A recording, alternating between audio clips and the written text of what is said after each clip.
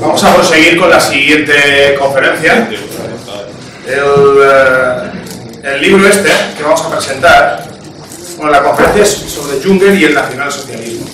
Está incluido ese ensayo dentro de este volumen de 372 páginas, en la cual colaboran distintos autores, como Fernando Sánchez Dragó, conocido por todos, el belga Robert Stoikers, Alexander Dugin, Alain de Benoit, Gianfranco de Durris, Luca Rimbotti, de Italia, y nuevas plumas que hemos ido sacando de gente joven. ¿Qué decir de la obra? Sino que esta colección es el cuarto volumen de una colección, cuarto volumen más uno extra que hemos sacado, de una colección a la cual le tenemos mucho cariño y en la cual yo coordino y Javier Nicolás es miembro del consejo de redacción junto a otros. El proyecto de la editorial se lanzó básicamente con esto. Empezamos por aquí, con Tolkien. Y luego veréis y fue desenlazando toda la historia. Por desgracia, esta serie de libros, dentro de lo que son los lectores habituales, son los que menos se compran. Y yo quería que fuese todo lo contrario. O sea, no con el cariño que le pongo a esto, sino porque muchos de los que estamos aquí desconocemos la mayor parte de cosas que aquí se dicen sobre esta serie de escritores de la otra Europa, ¿no? Voy a seguir haciendo hincapié, a ver si después de llevar, no sé, 4.000 títulos impresos, alguien se muestra interés por comprarlos. De todas formas, vamos a seguir porque la idea de estos libros sí que se están vendiendo en la calle y a fin de cuentas era lo que nosotros buscábamos, que alguien llegue a la casa del libro, se interese por Junger y tenga pues una biografía de su vida, una biografía y un resumen del tratado, de los escritos, de la vida, de todo lo del mensaje que Junger quería sacar, sus vinculaciones con la política, etcétera, etcétera, etcétera, etcétera. ¿Vale? A destacar que hay dos ensayos también del difunto José Luis Ontiveros, ¿vale? Que con autorización de su viuda, pues hemos publicado y seguiremos publicando textos suyos, ¿vale? ¿Qué decir de Javier Nicolás? Muchos de vosotros ya lo conocéis personalmente.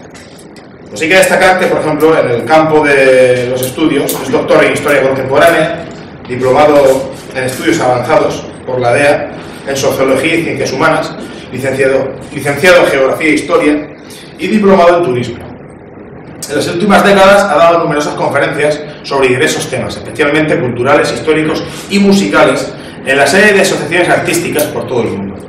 Algunos de los lugares han sido en Toulouse, Colonia, Ateneo de Madrid, Barcelona, Nueva York, Tokio, Nueva Zelanda, San Francisco y hasta la Antártida. En su labor como periodista y escritor, en los últimos 20 años ha colaborado y colabora con revistas españolas, hispanoamericanas, francesas, alemanas e inglesas sobre diversos temas culturales. Guionista cinematográfico en una película documental estrenada en Nueva York sobre ópera romántica. Actualmente trabaja en varios proyectos de documentales y cortometrajes de cine sobre poesía. Guionista de varios audiovisuales sobre temas históricos y culturales mexicanos, estrenados en México, Distrito Federal. Redactor insaciable de textos para páginas web de diversos temas. Ha escrito numerosos prólogos en diversas obras. Y como ya he dicho, es miembro del consejo de redacción de la colección Pensamientos y Perspectivas. Actualmente, hay que destacar un detalle, está trabajando en un ensayo sobre la Añonerbe. Es un traductor infatigable durante más de 30 años a 5 idiomas. Sobre el año pasado, lo tuvimos aquí introduciendo a otro autor. Y me quedo con dos anécdotas que contó y que quiero que queden dichas también hoy. La anécdota de las manzanas y la anécdota de los cangrejos. Y eso va a definir un poco también la labor que está haciendo la editorial EAS. La anécdota de las manzanas, si no recuerdo mal, era un señor que muy mayor, que estaba plantando un árbol pequeño, un manzano. Y entonces se acercó una persona y le dijo: ¿por qué estás dedicando tu tiempo a plantar este manzano si te vas a morir antes de que dé sus frutos? Y el hombre le contestó: porque cuando yo era niño comía manzanas y eso es porque antes alguien había plantado el manzano. La anécdota de los cangrejos era porque había habido una marea y estaba la playa llena de cangrejos. Y entonces había un niño pequeño cogiendo los cangrejos y metiéndolos al mar, de uno en uno. había miles y miles. Y entonces se acercó un señor y le dijo: ¿pero qué haces, niño? Si hay miles y miles de cangrejos. No va a servir de nada lo que estás haciendo. Dice: no. Dice: mira, a este le sirve. A este también le sirve. A este también le sirve. Me quedé con esas anécdotas porque a fin de cuentas definen muy bien el trabajo que Javier Nicolás ha estado haciendo a lo largo de su vida. Y en parte define muy bien el trabajo que nosotros tratamos o intentamos hacer en nuestra joven experiencia. Sin nada más que añadir, doy paso a Javier Nicolás.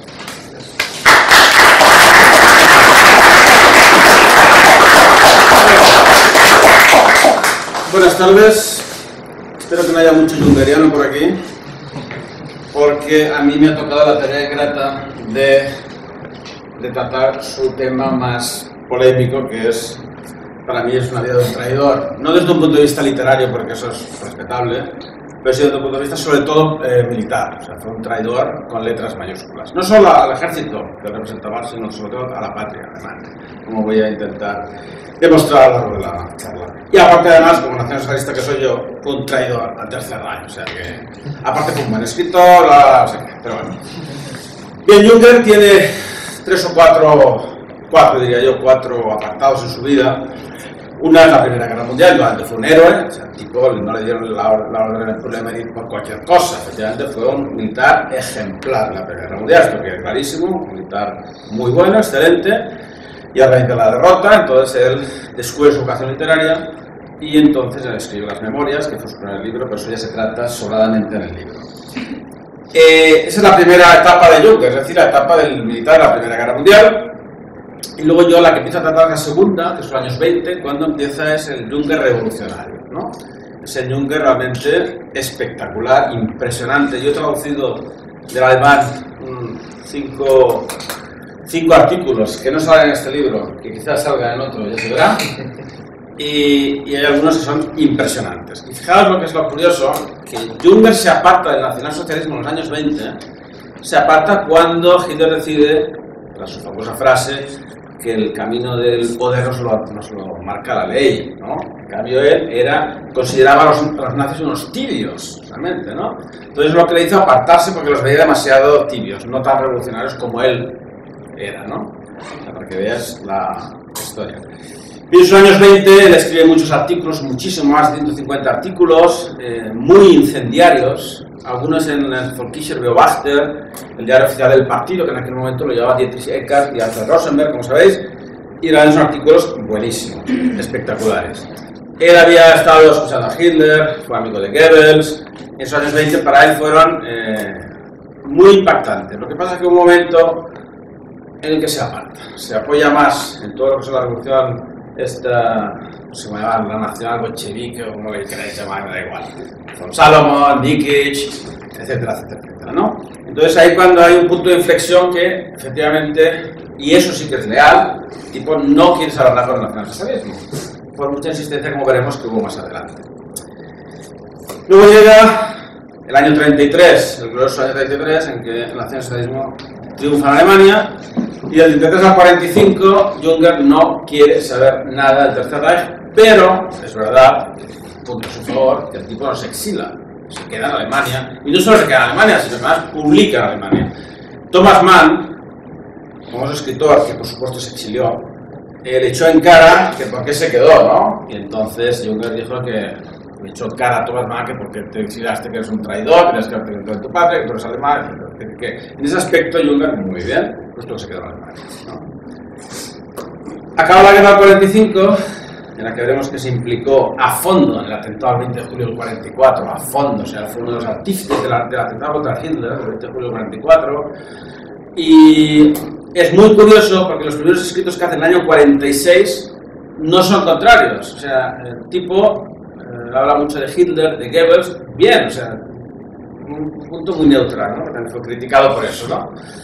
Y luego ya a partir de ahí, vivió tantos años, 103 o no sé cuánto vivió este hombre, pues fijaos, desde el 45 hasta que murió, un montón de años en los que pudo dar muchísimas entrevistas, muchísimos artículos, muchísimos comentarios en los que, bueno, se desglosó a placer. Bien, yo voy a ser breve, con lo que me toca, entonces voy ahora a desgranar esos 4 puntos para que veamos qué es lo que pasaba ahí. La Primera Guerra Mundial acaba, como repito. Entonces él escribe una obra que le gustó mucho a Hitler. De hecho se la envía en la biblioteca del Congreso. Los americanos, que son los famosos saqueadores, me hace mucha gracia las películas de que tú pones en internet saqueadores de arte, solo salen los nazis. Hasta la página 16 no sale alguno que no. Vaya usted al British Museum, que de British no tiene nada, vaya usted al Louvre y verá usted, etcétera, etcétera. Pero no sé, solo los nazis. Bueno, el saqueo de los americanos en la Alemania nazi fue, vamos, brutal, pero no solo de las cosas físicas, sino también de las mujeres y de todo. Fue brutal, y los rusos ya ni os cuento. Entonces, la biblioteca de Hitler se la llevaron completamente. Y está actualmente, tú puedes coger los libros, mirarlos, con los libros que hice hace 30 años, no sé ahora. Y entonces me acuerdo del dedicado de Junger a Hitler, ¿no? Entonces le dedica y le dice una frase que simplemente al Führer nacional Adolf Hitler, ¿no? Es la obra esta que le dedica a Hitler, que además es una obra que es las memorias que hizo de la Primera Guerra Mundial, ¿no? Fuego y sangre. Bien, esta obra, curiosamente, Hitler no subrayaba mucho los libros, ni mucho menos ponía comentarios. En cambio, en esta obra, curiosamente, del año 26, la obra que tiene Hitler dedicada, hay muchísimos comentarios de Hitler en esa obra, y muchísimos subrayados, cosa que Hitler no hacía normalmente. Es decir, que realmente hay que decir que esa obra impresionó grandemente ¿a quién? A un colega que había estado luchando con él en las trincheras, ¿no? Entonces, y eso además inicia una serie de correspondencia que salió en los años 90, se descubrieron unas cartas de Junger a Hitler y de Junger a Hess. Unas cartas muy buenas, bueno, Hess porque era el que contestaba las cartas de Hitler básicamente, en las cuales se habla de la obra y Hess quería que se encontrasen Hitler y Junger, al final no pudo ser, por circunstancias, y lo cual Junger agradece, porque dice que si se hubiera encontrado con Hitler y le hubiera hecho una foto así los dos, pues esa foto le hubiera pasado factura mucho más tarde, ¿no? Bueno. En cualquier caso, esa época en la que Junger escribe en revistas, como he dicho, el Fortismo, pero como otras como Estandarte, Arminius, Widerstand, son revistas, yo tengo algunas, que son nacional revolucionarias, nacional bolcheviques, o como le quieras llamar, pero con artículos muy buenos, ¿vale? Bien, ¿qué pasa con el Junger ese primerizo? Bueno, nada, el Junger había militado en muchos partidos, sobre todo de juventud, de movimientos juveniles, como el Wandervögel, como el Schiller-Jugend, movimientos juveniles básicamente, ¿no? Porque, bueno, era un tipo muy preocupado por la juventud, él quería llegar a la juventud con sus escritos nacional revolucionarios, y entonces, qué mejor estar militando en esas filas, ¿no? Pero nunca se acercó al NSDAP, ¿no? Que nunca, ¿no? Es decir, este es un tema que no llegó a militar, ¿no? Aunque, como ahora veremos, escribe un par de artículos espectaculares sobre el nacionalsocialismo, sobre Hitler, sobre la svástica, ¿no? Entonces, que bueno, que en cualquier caso sí que es verdad que aunque no militó, hubo una época y 2 o 3 años que eran muy interesantes, claro, Bien, sus escritos tratan de ¿qué? De luchas, de armas, de revolución, de sangre, hay que acabar con el viejo Estado, es decir, que esos artículos coincidían mucho con Hitler. De hecho, él siempre dijo, incluso después de la guerra, en los años 60, decía que con Hitler había varias cosas que le unían, era acabar con el Tratado de Versalles, reinventar la Primera Guerra Mundial, acabar con la República de Weimar y crear un nuevo Estado socialista y nacionalista, ¿no? Los Sudetes también estaban a favor de Hitler, el Anschluss de Auschwitz estaba a favor de Junger, o sea, esto ya repito años, siempre mantuvo durante toda su vida diciendo que esos puntos estaba de acuerdo con Hitler, porque era lo que todo alemán quería, ¿no? El Anschluss con Austria, en fin, todas esas cosas que se han dicho, ¿no? Esto siempre lo mantuvo, la verdad es que, bueno, bien. Luego estaba su relación con Goebbels. Goebbels, como sabéis, era un tipo muy curioso, que sí que le gustaba mucho la vida esa bohemia en esos años 20, y entonces había unos círculos literarios que estaban, ya los citados Nietzsche y demás, también estaba Bertolt Brecht, estaba Carl Schmitt, ¿no? Toda esta gente, y por supuesto el hermano de Junger, que también estaba muy metido en esos temas. Entonces los círculos literarios bohemios, pues ahí se hablaban muchas cosas, y con Goebbels había una relación de amor-odio, ¿no? Amor al principio y después, bueno, indiferencia, ¿no? Goebbels, la verdad es que en sus diarios famosos de Goebbels le menciona 4 veces solo a Junger. Las 2 primeras son a favor de él, la tercera ya mediocre y la última ya en una frase lo aparca, ¿no?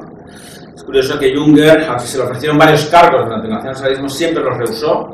O sea, que sí que es cierto que ahí puedo decir que bueno, el tío se mantiene en sus tres, lo cual me parece muy bien. O sea, ahí, pues ¿por qué no? Si no quiere, no quiere, ¿no? Pero en otros casos, como ya veremos, el tema militar es donde yo creo que ahí hace aguas. Bien, voy a leeros un fragmento de Junger, escrito en el año 45, para que veáis cómo hablaba de Goebbels, porque me parece interesante. Dice, la voz del doctor no era groseramente agresiva, era una voz sutilmente modulada y fina, disciplinada. No la voz de las grandes tribunas que están completamente seguros de su misión, de su mensaje. El timbre de su declamación estaba muy pensado.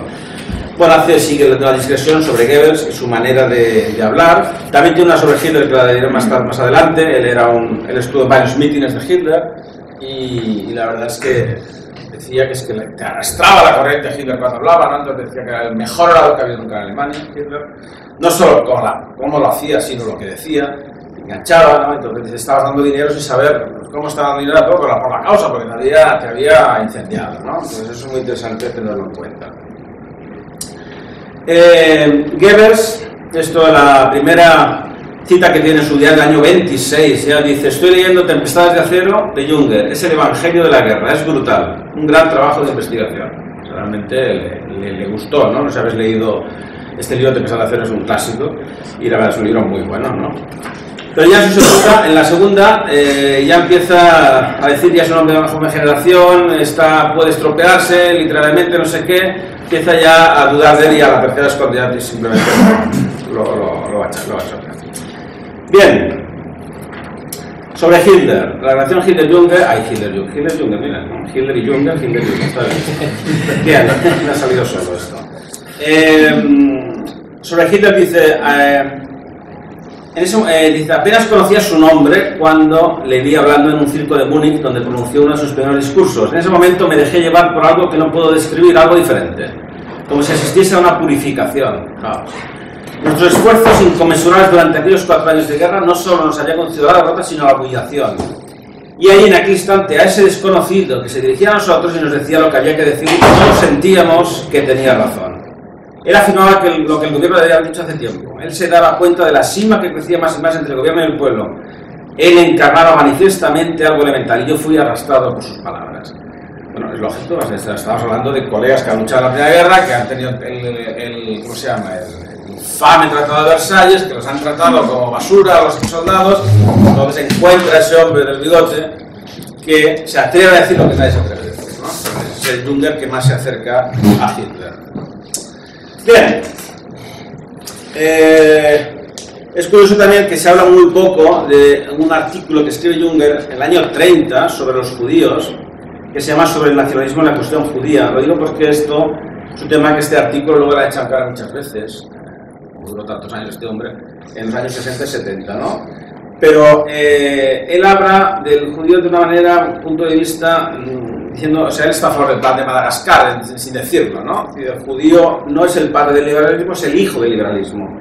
Él juega un papel no creativo en este rol en el que la vida del pueblo alemán se encontrará un día ya para bien o para mal. Entonces, un artículo curioso, no lo he traducido porque sería impublicable ahora, nos meterían a todos en un campo de concentración, así que, pero bueno, que está ahí. Lo podéis leer en alemán si alguien sabe alemán. Bueno, entonces tenemos el periodo que explicaba los años 20, cuando... tras el Putsch de Múnich, que él está muy metido con el tema nazi, pero ya llegando al poder el año del 30, en el 33, es cuando se produce ya la ruptura definitiva, y entonces Junger lo que hace simplemente es irse a los cuarteles de invierno. Él se va a sus aposentos y se dedica a escribir, no quiere saber nada de la política. Muy pronto, ya en el año 33, le ofrecen un cargo en una organización de poetas alemanes y él lo rechaza. Luego le ofrecen un puesto en el Senado y lo rechaza. Le ofrecen escribir en el Völkische Beobachter y lo rechaza. Incluso él tuvo un registro en su casa por la Gestapo porque con cosas por Nikisch, había cosas que a Nikisch lo buscaban, entonces estaba en casa de Nikisch y de paso la de Junger, ¿no? Entonces, digamos que estaba puesto en el punto de mira, pero lo fundamental es que, curiosamente, Hitler dijo, no toquéis a Junger. Y esa es la realidad, porque cuando el 20 de julio del 44, que él estaba implicadísimo, sobre todo con el texto que hizo sobre la paz, no le tocaron.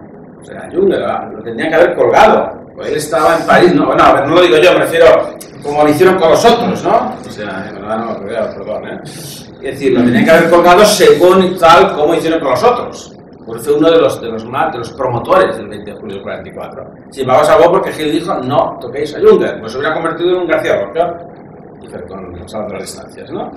Pero pues fue así, no lo toquéis, entonces lo que hicieron fue echarle al ejército, lo jubilaron, pero entonces se marchó y ya está, ¿no?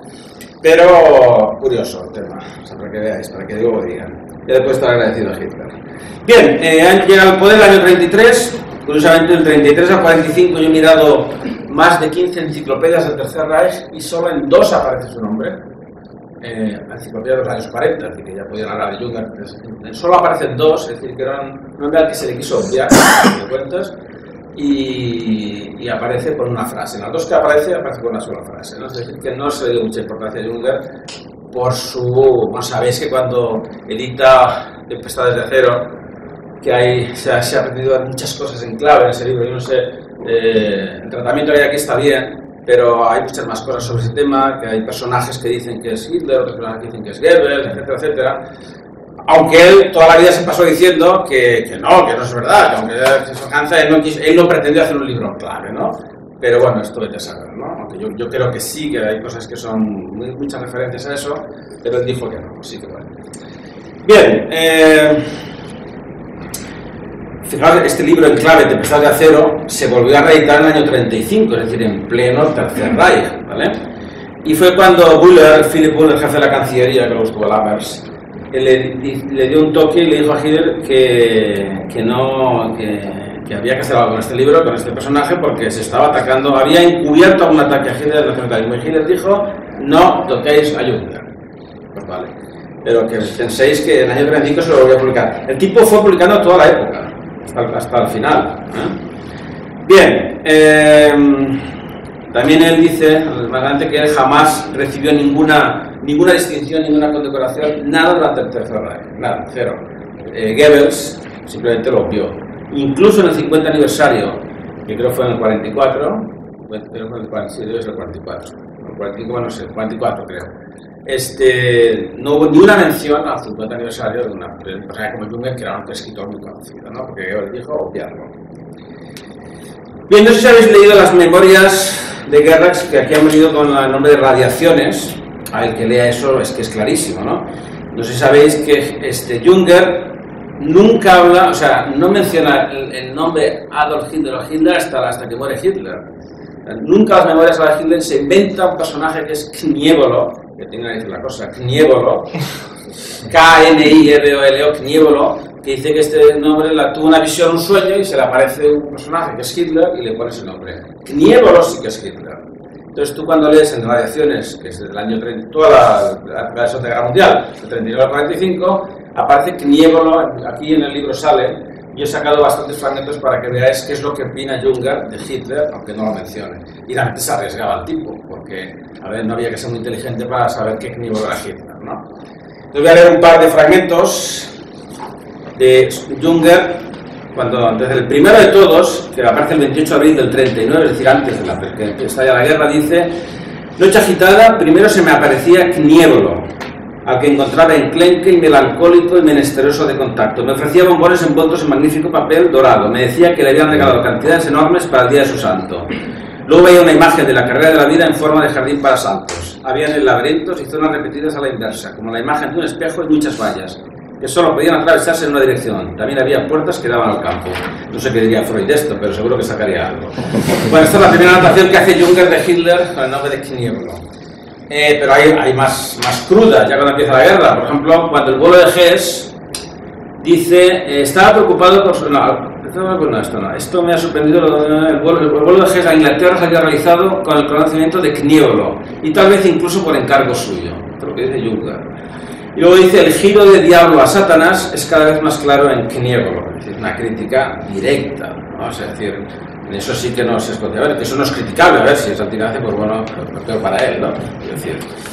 Bien, llegamos al capítulo 4, que es para mí el capítulo 4 de este libro, no sé si es el otro, bueno, que es para mí el más grave de Junger, que es, a él le llaman a filas, ¿no? entonces es capitán en la reserva y le envían al frente occidental. Bueno, el 30 de agosto del 39. Bueno, dice él que le dieron una cruz de hierro de segunda clase sin haber pegado un tiro. Y es verdad, una cruz de la segunda clase. Simplemente por llevar un batallón que estuvo en esto, pero no pegó ni un tiro. Bien, entonces a él se le encarga en París la oficina de censura. Es decir, él tenía que censurar todo lo que se hacía en París, pues de diarios, revistas, correspondencia. Él era el que llevaba todo el tema de la censura, ¿no? Bueno, entonces instalan un hotel y entonces solo tenéis que leer del 40 al 44 todo lo que, bueno, es que es una inmoralidad.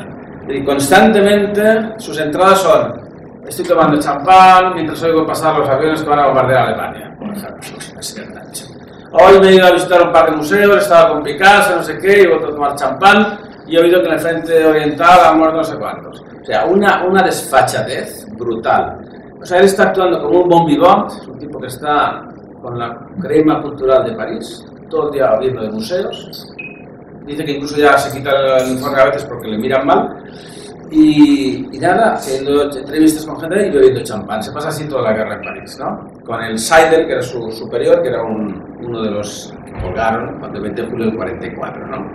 Ya Keitel, el gran Keitel, ya cuando estuvo ahí, le escribió a Seidel, sin saber que era un traidor, y le dice: cuidado con Junger, es un hombre peligroso. Le dice Keitel, ojo, dice: lo único que usted conseguirá incorporándolo al Estado Mayor es perjudicarse. O sea, que Keitel ya tenía fichado a este buen hombre, Bien, pero le da igual, o sea, su lectura es la que tiene, ¿no? Por ejemplo, el 2 de enero del 44, 2 de enero del 44, estaba la cosa muy mal. Dice: he comenzado el nuevo año sustrayéndome mediante un rizo a las ocupaciones habituales y dedicando el tiempo a una siesta de 2 días con conversaciones, lectura, café cargado, frutas y vinos. Bien, ya solo por esto habría que fusilarlo, pero bueno, sí, entre nosotros, Bien, la única guerra que llevó a cabo fue que lo enviaron en octubre del 42, fue 3 meses a Rusia para una serie de conferencias y para reunión de mandos, en el que pudo ver el frente ruso, pero tampoco pegó un tiro ni hizo ningún tipo de guerra, ¿no? Entonces volvió y dijo: qué horror, esto no es para mí, ¿no? Yo prefiero París, mi despachito en París en el hotel. Bien, hubo un tema que también le pudo costar, no sé si la vida, pero sí la cárcel. Fue un famoso salmo. En las memorias parisinas del año 42 hace mención del Salmo 73.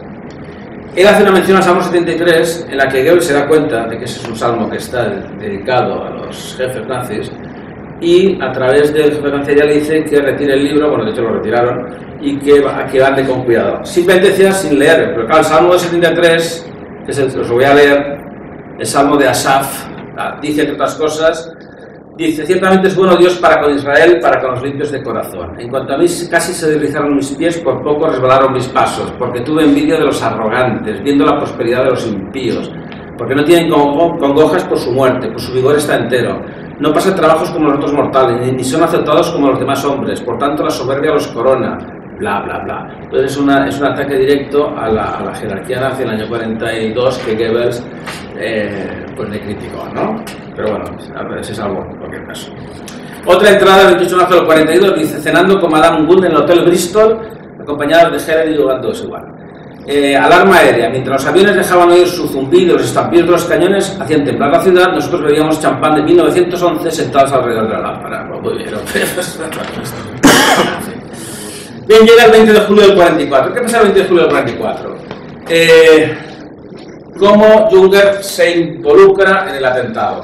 Se le hace escribir un texto, que era suyo, de los nombres que escribe. Entonces se le conmina que haga un texto para los soldados en el frente que se llamará La Paz. ¿Vale? O sea, es un texto que lo que está diciendo es que poco menos que dejes el fusil, ¿no? Bien, este texto él lo hace, se hace en 3 copias. Rommel lo lee, por ejemplo. Rommel lo lee y está de acuerdo con el texto, dice que es un texto muy bueno que hay que propagar entre las tropas. Afortunadamente no se hizo, o sea, no llegó solo se hicieron esas 3 copias, ¿no? Además, cuando interrogan a Rommel no habla del texto ese, porque si hubiera hablado del texto de Junger, evidentemente de Junger no cuelga, eso está clarísimo. No habla de él. La duda está en saber si el texto llegó a las autoridades nazis o no. Mi opinión es que sí. pero claro, ese texto era muy bestia, ¿no? Él decía, Junger decía, consideré un honor el contribuir a aquella acción con mis medios y fue en aquel contexto donde mi escrito tomó la forma de un llamamiento a la juventud de Europa, al llamamiento a la juventud de Europa para que dejase las armas. Entre tanto, mi escrito influyó también en el pequeño grupo de hombres que estaban aguardando la consigna de acabar con Hitler. Así fue como lo leyó Rommel antes de enviar su ultimátum. La bala certera que lo alcanzó el 17 de julio del 44 en la carretera de Ivarov privó al plan de los únicos hombres a que cabía confiar el temible peso de la guerra y de la guerra civil del único hombre que poseía ingenuidad suficiente para dar la réplica a la temible simplicidad de los que iban a ser atacados.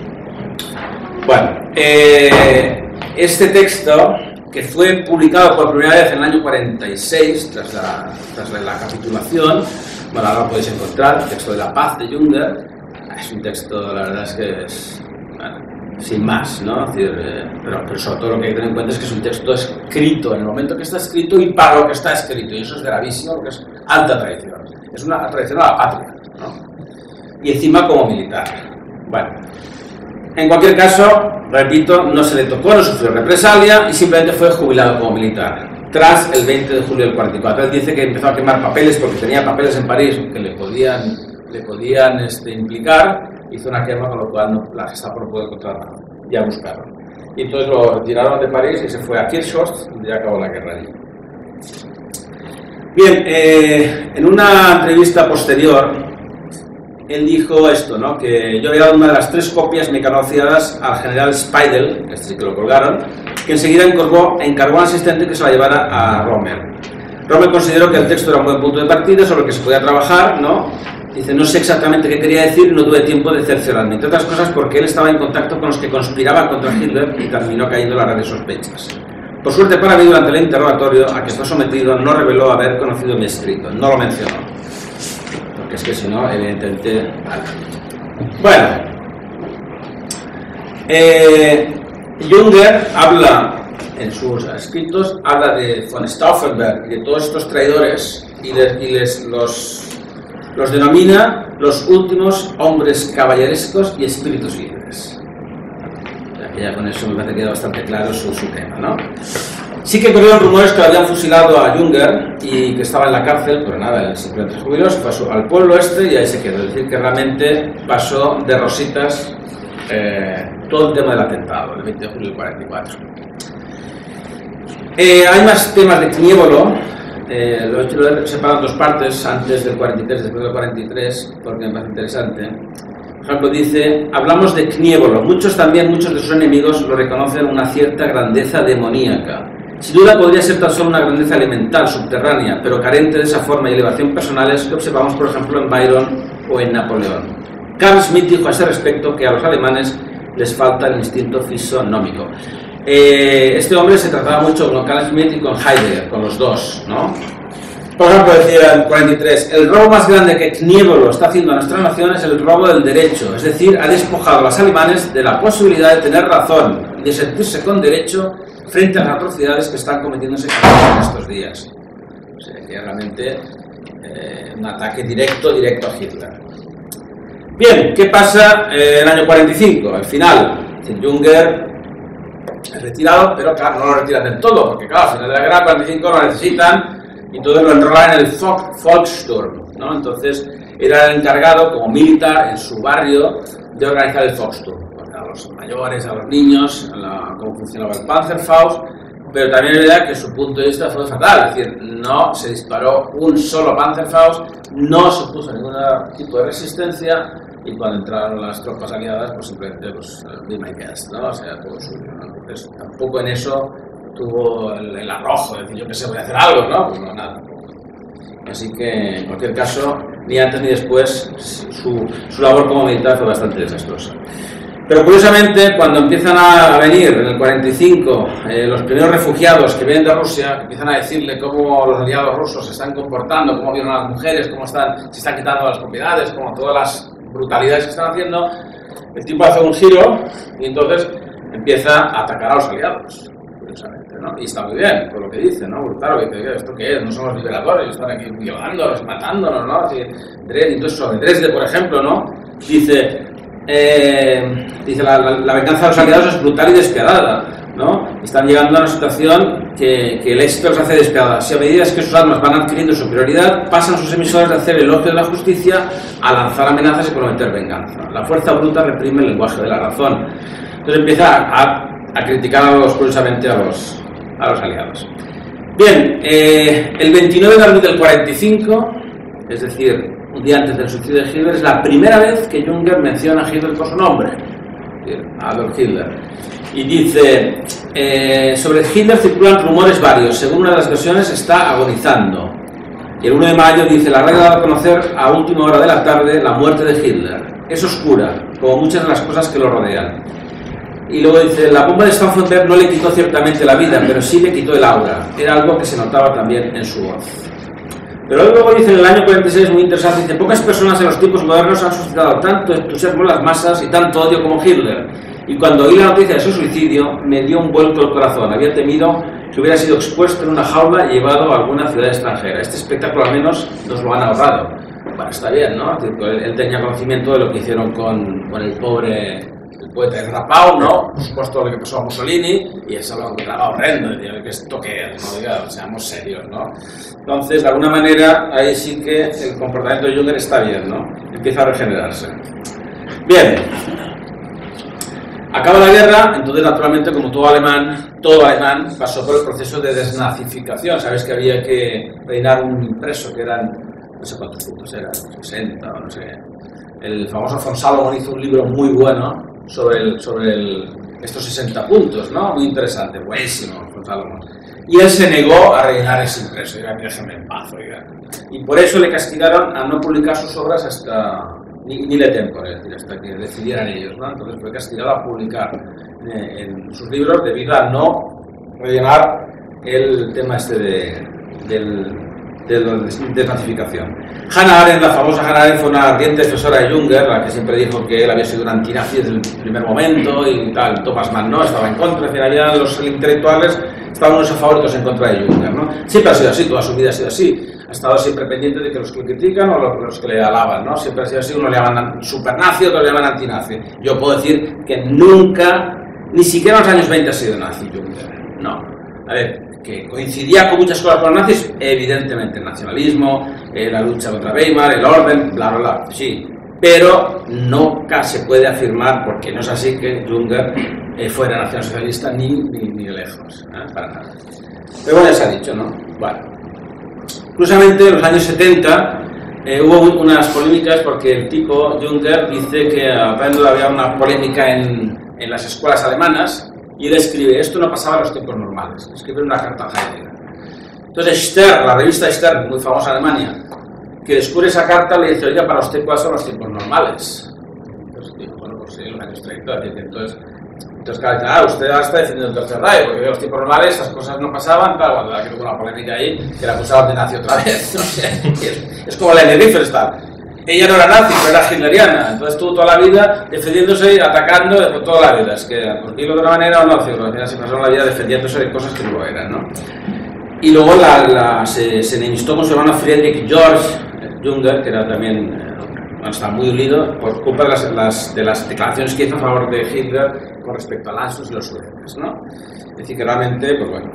Pero es curioso porque en el año 46, esto que he dicho, que el análisis que hace el Tercer Reich es muy bueno. Trata a Hitler como un visionario, como alguien con una juventud soñadora, un joven pálido y serio, que es el reflejo de su madre, un hombre que empezó a destacar enseguida. Es decir, que curiosamente hace una defensa curiosa de Hitler, ¿no? y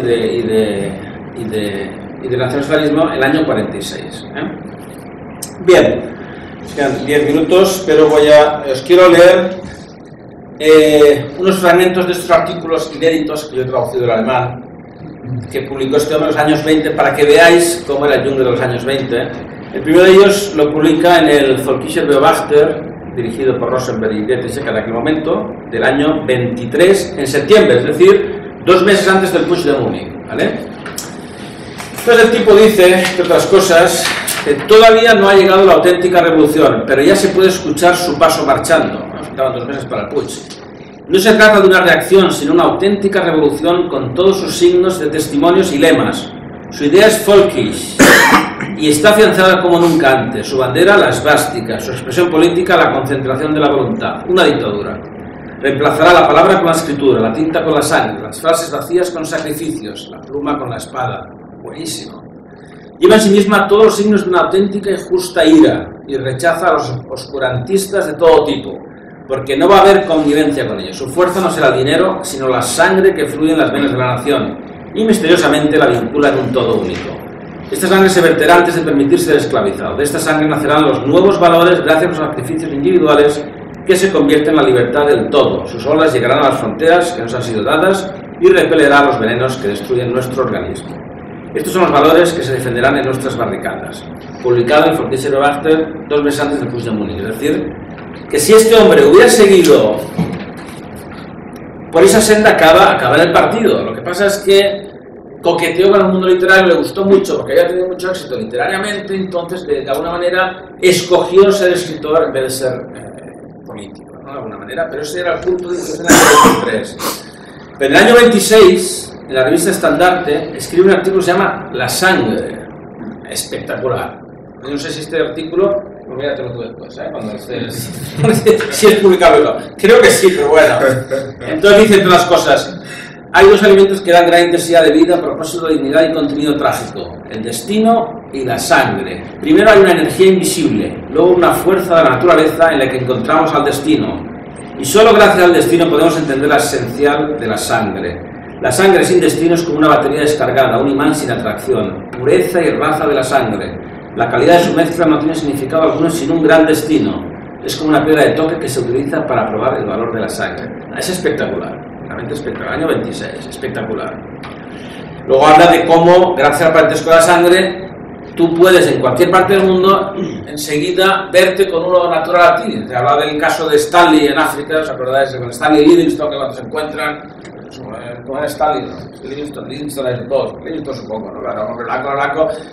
Lo que no se cuenta de ese encuentro es que Stanley luego hizo en sus memorias una defensa del blanquismo, porque dice que estuvo varios años allí en la tribu esta y estaba hasta aquí, ¿no? Entonces, Junger de alguna manera lo que está diciendo es que un blanco con un blanco se puede enseguida, hay conexión, ¿no? Entonces, gracias a la sangre, ¿no? Entonces, es un artículo que no tiene, está traducido completo, no tiene desperdicio. Año 26, Das Blut. Luego hay un artículo en el año 26 también en la revista Nader que se llama Unirse, o Prietas las filas, que es el que Junger envía a Hitler para que lo lea, y Hitler le contesta que es un artículo fantástico, maravilloso, y os leo al principio. Dice: nosotros, guerreros de ayer y de hoy, vivimos en un tiempo en que todos los ideales en los que solíamos creer y por los que innumerables soldados murieron se ven pisoteados por el barro. En los viejos tiempos nos reuníamos en círculos cercanos de amigos en diferentes rincones del país como siguiendo un sentimiento interno. Simplemente no teníamos derecho a rechazar aquello por lo que habíamos sacrificado todo, y por ello tuvimos que encontrar la verdad en la existencia de un significado profundo y necesario de lo que estaba sucediendo. Nuestra primera decisión fue terminantemente seguir la tradición y preservar los lemas pisoteados en las grietas más escondidas de nuestro corazón. De esta manera salió lo mejor de nosotros y la consiguiente determinación para no desaparecer el día de mañana. Los reaccionarios del pasado se convirtieron en los revolucionarios del futuro. Este unirse, lo que él proponía era que se juntaran todos los movimientos nacionalistas de los años 20 para crear un partido único con un jefe único que él decía que era Hitler, claro, ahora lo dice. Necesitamos un Führer y es usted, ¿no? Entonces es el artículo que le envía a él para que se lo lea. Entonces, bueno, se lo agradeció y por carta y bueno, bien. Luego hay otro artículo publicado en el Fortissimo Beobachter del año 27, se llama El nuevo nacionalismo. Es un artículo sobre el socialismo, sobre el trabajador, sobre la clase obrera, cómo hay que captar a los comunistas, bueno, impresionante también el artículo. Y luego ya finalmente había el último artículo que he traducido, se llama Nacionalismo y Nacionalsocialismo, publicado en una revista que se llamaba Arminius, en la cual vamos a dejar claro que el nacionalismo tiene que convertirse en nacionalsocialismo y que solamente hay esa opción. Año 27 dice, por ejemplo: no es casualidad que en la vanguardia de las filas nacionalistas existan personas con un gran talento oratorio, siendo Hitler el orador alemán más grande de entre ellos, por ejemplo, ¿no? Aquí es donde se cruzan el nacionalsocialismo y el nacionalismo. Sin embargo, existe una diferencia entre ellos. El primero, el nacionalsocialismo, siendo una organización política, está dirigido a lograr un poder real, mientras que el nacionalismo es otra historia. por un lado es el deseo de realizar una idea y por el otro para comprender su sentido más puro, ¿no? Entonces, sin lugar a dudas, el nacionalismo se va transformando en su propia esencia y es lo que él propone, que sea el nacionalismo dentro de los nacionalismos de los años 20 el que tenga que reinar en Alemania y ser el que lidere todo, ¿vale? En el libro están todos los artículos de Jung que escribió desde el año 21 al 33, ahí los tenéis todos datados, de los cuales yo he traducido estos 5.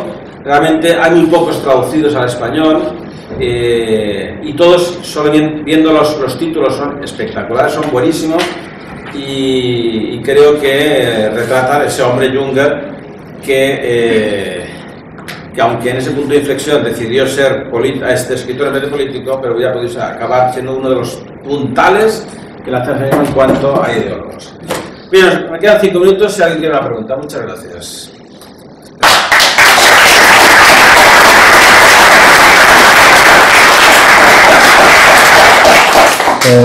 Perdone. ¿Son apreciaciones mías o me recuerda mucho esos textos antes del Putsch y demás? ¿Un Ramiro Ledesma alemán? Totalmente. De hecho, sí, voy a decir que hay fragmentos que son casi calcados. Es que vamos por los pensamientos. Total. Yo pienso que sería afín a un nacionalsindicalismo ramirista. Sí, además esto me lo comentó un falangista cuando estaba traduciendo, se lo comenté y él me dijo, habría que publicar un libro con los artículos de Ramiro y los de Junger de esa época, porque íbamos a descubrir cosas interesantes, o sea que efectivamente así es. Me ha chocado que lo encuentro muy parecido. Totalmente. Salvo el tema racial que lógicamente Ramiro no tocaba. Pero el resto sí. Ramiro estuvo como lector. Exacto. Como lector en Heidelberg, es más que fácil conocer a Junger. Podría ser. Él estuvo, creo recordar, 2 años. 2 años. De la universidad. Sabía alemán, o sea. Sí. Claro, y él se escapó del pensamiento alemán. No Sí, es. Bueno, sí, pero los textos más o menos es contemporáneo en el tiempo. Los textos de Ramiro con Yo digo que es fácil que hubiese un nexo común. Hubiera habido conexión, sí. Es como escuchas a Vivan y escuchas a Bach y a veces dicen, esto se parece. Sí. Pero no significa que uno esté copiando a otro. No. Es que ha habido un momento en que me ha recordado a discursos a las juventudes españolas, ¿no? Exacto, totalmente. A mí me gustaría, si es posible, 3 cositas. Me ha parecido, a lo mejor no he entendido bien esto de la edad, que lo he oído usar un poco duro, que estabas hablando de pistolas de acero cuando era bajo los acantilados de mármol, el libro al que se le viene... No tienes razón, sí, eso bajo los acantilados. Bueno, sí. Lo que publicaste el desollador y el de mármol. Totalmente. Lo segundo es que has dicho, y bien, que se negó a colaborar con Kieselwetter, no desea alcanza el poder. Sin embargo, quiero recordar que contigo, además, estuvimos comentando y viéndolo, en el Das Reich, que era la revista de arte del partido, sí publicaba en la época nacionalsocialista. En el Oficer no, pero en el Das Reich sí. Y recibiría eso una ley, porque yo imagino que el partido le pagaría a través de la revista. Lo que él no quería es publicar en el diario oficial del partido. En otras, pues bueno, publicó en varias, en Coral, en otras literarias, ¿no? No mucho tampoco, ¿eh? No, pero bueno, sí. No puedo decir que fuese una persona marginada. Él mismo se automarginó. Es automarginado. De hecho, él publicaba en alemán en editoriales alemanas durante toda la época. Y una tercera cosa, que eso es un poco mi pregunta. Leyendo al obispo Judal, él decía que había que distinguir lo que era la ideología nacionalsocialista del movimiento nacionalsocialista. Claro, como tal partido revolucionario, la ideología está formada de una forma piramidal, ¿no? Con una cierta jerarquía a la hora de escribir, pues si tú te metías en ese organismo, pues a lo mejor el desarrollo de las ideas está un poco más cerrado. Sin embargo, el movimiento nacionalsocialista era un movimiento mucho más amplio, donde las ideas que se movían eran de mucha mayor riqueza. Entonces, yo viene esta reflexión porque cuando yo, hace ya un montón de años, leí El Trabajador, aparte de Pensar en Cero, etcétera, que son obras muy interesantes, pero la verdad es que el Trabajador me impactó muchísimo. Entonces, él no era nazi en el sentido de que estaba metido dentro del partido nazi, pues es cierto, ¿no? Porque nunca estuvo bajo la jerarquía del partido, ¿no? Como revolucionario no estuvo a las órdenes de ningún miembro, ninguna organización ni asociación vinculada al partido. Sin embargo, lo que es sus ideas, ¿no? El Trabajador, la Reita, a mí me parece que viene a encaminarse perfectamente lo que eran las ideas socialistas, ¿no? Venía a considerar el paradigma del Nuevo Mundo, la figura del trabajador, me parece que es centrarse en lo que viene a ser también el paradigma del nacionalsocialismo. Él era nacionalsocialista sin saberlo. Bueno, Efectivamente, sin saberlo o sin querer admitirlo. Pero efectivamente muchos de sus escritos los podía firmar cualquier nacionalsocialista de aquella época, claro que sí, por supuesto. Lo que pasa es que él no quería oficializarse como tal. De hecho, por ejemplo, en el Fortísimo Acto salió citados un fragmento de uno de sus libros y él escribió diciendo, por favor, no utilicen mi nombre o pídame permiso, porque yo no voy a permitir que se escriba con mi nombre sin autorizarlo. Es decir, él lo que no quería es oficializarse con el Tercer Reich.